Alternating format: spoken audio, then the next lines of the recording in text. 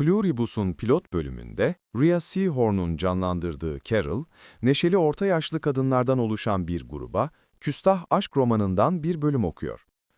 Arabada daha sonra kendisini başarılı ama mutsuz bir yazar yapan maskesini çıkararak eserinden anlamsız bir saçmalık olarak bahsediyor.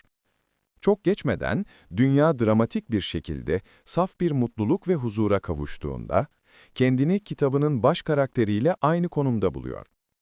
Bu, Vince Gilligan'ın AMC'nin Breaking Bad ve Better Call Saul dizileriyle suç drama türünün kralı olarak kendini kanıtlamasının ardından, Apple TV Plus'la bilim kurgu türüne adım attığı yeni dizi, Pluribus'un can alıcı noktası. Gilligan'ın geçmiş çalışmalarına aşina olan herkes, karanlık durumlarda mizah bulmaya veya ölüm ve yalnızlığın yakın arkadaş olduğu bir kişinin teselli bulmasının ironisine karşı olmadığını bilir. Bunu çoğunlukla altın yıldız standardında olmayan kahramanlarla yapar. Walter White ve Saul Goodman'ın mükemmel olmayan kimliklerine, dünyanın en sefil insanı Carol katılıyor. Rhea Seehorn tarafından canlandırılan Carol, zor zamanlar geçiriyor. Apple'ın incelemelerde tartışmaktan kaçınmalarını istediği kapsamlı spoiler listesi göz önüne alındığında, eleştirmenlerin söylemesine izin verilen tek şey bu. Söylenebilecek şey, Seehorn'un Kim Wexler'ın ikonik at kuyruğunu, X kuşağının rahat kıyafetlerini ve sinirli tavrını sergilemek için Carol için değiştirmesi, bu rol, sadece pilot bölümde televizyonun en iyi performanslarından birine hızlı örnek oluyor. Pluribus, tek bir filmde bir araya getirilmiş birçok şey. Sürükleyici, yaratıcı, görsel olarak ustaca ve felsefi olarak içe çökertici. Gilligan yine yaptı bunu. Pluribus mutluluk abartmasını sorguluyor. Bir televizyon programı önerirken söylenebilecek en korkunç sözlerden biri şudur: bu bölümü veya sezonu beklemelisiniz. Dizi o zamana kadar iyi olmaz. Ancak iyi bir pilot bölüm, bir dizinin değerinin kanıtıdır. Hiç kimse, tüm zamanların en iyi dizilerinden biri olarak kabul edilen bir dizinin sıradan bölümlerini izleme zahmetine girmek zorunda kalmamalıdır. Pluribus'un başlangıcı, modern televizyonun triyajında yeşil bir etiket taşır. Kalbi istikrarlı bir ritimle atar ve iyi hayati fonksiyonları izleyicilere hayata bu kadar erken başlaması için acil bakıma ihtiyacı olmadığını gösterir. Kritik yaralanmalarla gelen birçok başka televizyon programı olabilir, ancak Pluribus onlardan biri değil. Dünyadaki herkesin aniden mutlu olması hiç de küçümsenecek bir şey değil. Çatışma, olumsuzluk, şiddet, endişe ve korku yok. Tabii bu mutluluk kıyametinde normal kalmayı başaran Carol hariç. Ve bu da bir bakıma kıyametvari bir olay. Dünya doğal afetler veya savaşlarla boğuşmuyor olabilir. Ancak Pluribus, mutluluğun insan ırkının kurtarıcısı olmadığını savunuyor. Gilligan'ın mutluluk ve dünya barışı felsefesi, Pluribus'u sıra dışı ve cüretkar büyük fikir dizilerinden birine dönüştürüyor. Büyük soruları cevaplamak için sabır gerektiren anlatılardan değil. Çünkü boşlukları doldurmak için Pluribus tatlı krizini giderecek oldukça lezzetli hikaye örgüleri sunuyor. Ancak Carol neden diğerlerinden farklı? Veya Carol'ın kendi deyimiyle "ne oluyor?" gibi sorular, Pluribus'un yalnızca elle tutulur meseleleri. Gilligan'ın sorduğu şey çok daha karmaşık ve hatta belki de tartışmalı olup, bu unutulmaz gösteriye eğlenceli bir katman ekliyor. Pluribus, ister neşeli ürkütücü insan robotlarının garipliğine odaklanarak, isterse ironik bir şekilde komik bir iş yeri dostu konuşma yapan gerçekten nefes kesici bir kamera hücresiyle, çılgın fikirlerini benimsediğinde oldukça mizahi bir gösteri olabilir. Komedisinin bir kısmı, Gilligan'ın her zamanki güçlü yazımının tipik bir örneği olan, mekan ve karakterler açısından hoşlukla gerçekçidir. Gilligan ve yazar ekibi, oldukça karanlık kavramlar için doğru tonu bulma konusunda zirveye oynuyor. Aşılı depresif ve alaycı bir şekilde komik arasında mutlu bir orta yol.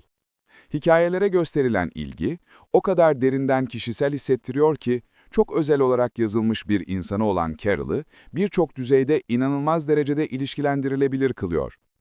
Pluribus, onun ve birkaç başkasının aracılığıyla, seçim ve özgürlük yanılsamasını, farklılıkları kucaklamayı ve neden bağlantıya ihtiyacımız olduğunu hatırlatan uyumsuzluğun gerçeküstü önemini gösteriyor. Pluribus, tek kişilik bir gösteri. Seehorn, Pluribus'ta tek kişilik bir gösteriyi yöneten güçlü bir yetenek. Gilligan'ın eserlerinde yadsınamaz kahramanlar var. Ancak aynı derecede harika yazılmış yardımcı karakterlerle sağlam topluluklar da mevcut. Pluribus'ta Gilligan, Carol ile büyük bir sıçrama ve risk alıyor, ancak Seahorn'un performansı yaratıcının karakteri olan güvenini ortaya koyuyor. Carol kendini veya bu yeni dünyayı anlamaya çalışarak çok zaman geçiriyor. Diğer dizilerde, bu tür bir yalnızlık, hikayeyi dayanılmaz bir tempoya düşüren kaçınılmaz tortulara yol açabilirdi. Ancak Carol'ın karakterizasyonu ve Seahorn'un dehası, gösteriyi rayında tutan durdurulamaz bir ekip oluşturmak için bir araya geliyor. Pluribus, izleyicinin Carol ve temsil ettiği şey hakkında çelişkiler hissetmesini istiyor. Ona katılmaktan, onunla birlikte hayal kırıklığına uğramaktan ve onun gibi boşlukta çığlık atmaktan kendinizi alamıyorsunuz. Ancak o, son derece kendine zarar veren ve kendi sefaletinin faili olan biri. Yıkımdan yıkım geri dönene kadar keyif alıyor. Çok az oyuncu, sonsuz bir neşe labirentinde donuk bir gölge gibi görünen böyle bir karakterin insanlığını yakalayabilir. Ancak Seahorn, örnek komedi zamanlaması ve dramatik incelik arasında bir denge kurarak, Carol'ın çok katmanlı boyutları arasında geçiş yapıyor. Diğer oyuncular, Carol'ın insan doğasına dahil bardağın yarısı boş bakış açısına katılıyor veya karşı çıkıyor. Carolina Vidra, Zosya rolünde en çok görünen ikinci oyuncu, onu Carlos Manuel Vesca, Miriam Shore ve Samba Şute takip ediyor. Vidra ve Vesca, bir sonraki ödül sezonu geldiğinde onları güçlü adaylar haline getiren inanılmaz bir performans sergiliyorlar. Vesca, 7. bölümde Paraguay'ın kuzeyinde zorlu bir yolculuğa çıktığında, dizinin özünü ve ruhunu kesinlikle yansıtıyor. Genel olarak Pluribus, oyuncu kadrosunun sıkı sıkıya bağlı tutuyor. Hikayenin yükünü doğru yöne çekmesi için Carol'a büyük ölçüde güveniyor ve Carol da bunu her zaman başarıyor. Bu nedenle Seahorn, hesaba katılması gereken bir yol gösterici güç. Vince Gilligan, Pluribus için Albuquerque'ye dönüyor. Gilligan, Pluribus için etkileyici teknik ve görsel başarılar sunmak üzere Albuquerque, New Mexico'daki tanıdık yaratıcı ortamına geri dönüyor. Pluribus, Breaking Bad ve Better Call Saul'un neo-western havasından uzaklaşsa da açık gökyüzü ve çöl manzarası zaman zaman Gilligan'ın köklerini ziyaret ediyor.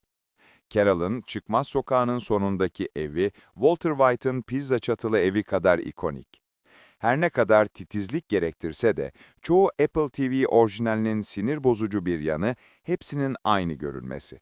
Sinematografileri net, mükemmel simetrik ve hepsi Apple'ın görsel çekicilik testinden geçmek zorundaymış gibi tamamlanmış. Şüphesiz Pluribus testi geçiyor. Ancak birçok Apple TV şovunun sahip olduğu o düz, ruhsuz, belirgin estetiğe sahip değil. Yönetmenlik ve görseller, Gilligan'ın önceki şovlarındaki tarzını anımsatıyor ve hikayenin yönünü şaşırtan cesur renklere ve hassas kamera çalışmasına vurgu yapıyor. Hikaye ne kadar akıllıca olsa da, gösterinin teknik yönleri sürükleyici deneyimi daha da keskinleştiriyor. Pluribus, bu kurgusal olgunun ardında karmaşık bir mitoloji barındırıyor ve bunu hem sözlü hem de görsel olarak açıklamaya çalışıyor. Her iki durumda da dizi neler olup bittiğinin çetrefilli tasvirini dizinin mizahının bir parçası olarak ustaca resmediyor. Bu kadar tuhaf ve anlaşılmaz olması onu eğlenceli kılıyor. Bir dizinin tüm geçmişini mantıksal olarak anlamaya zorlansaydık, bu daha çok işe yaramaz bir ders olmaz mıydı? Ve eğlence için bir çıkış noktası olmaz mıydı? Dizi, gizemleri alt üst etmeye fazlasıyla motive olmuş. Ancak kulağa ne kadar klişe gelse de diziyi ayakta tutan şey, tatmin olmamış bir kadının gözünden oraya ulaşma yolculuğu. Peki bu yolculuk nerede bitiyor? Bu, Pluribus'un havada bıraktığı bir soru. Carol, acı dolu yalnızlıktan kaçınmak için düşüncesizce mutlu takipçiler tarikatına mı katılıyor, yoksa dünyada kalan son bağımsızlık kalıntılarını korumak için direniyor mu?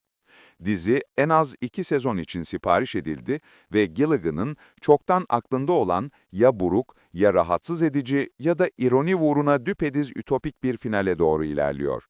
Belki Gilligan'ın mutluluğa bakış açısı bir fikir veriyordur. Hiçbir zaman özellikle mutlu bir insan olmadım. Kendi gölgeni kovalamak gibi, bilirsin işte ve onu asla yakalayamamak gibi. Sonra benim gibi onlarca yıl boyunca bunu düşünüyorsun ve sonra kendi kendine soruyorsun. Neden bu kadar önemli? Gilligan, 7 Kasım'da Apple TV'de gösterime girecek.